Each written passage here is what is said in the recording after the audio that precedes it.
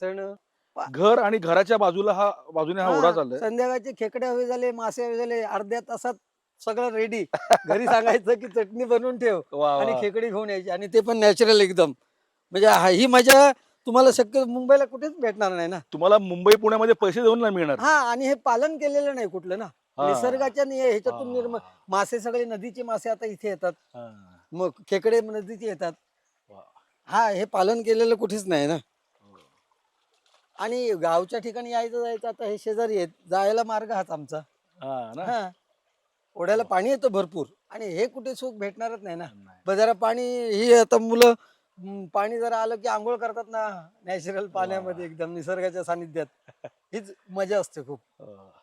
हे तुम्हाला swimming tank मध्ये भेटत नाही. तुम्हाला गंमत माहितीये का, आता हे सगळं तुमच्या घराला लागून सगळं आहे. हं.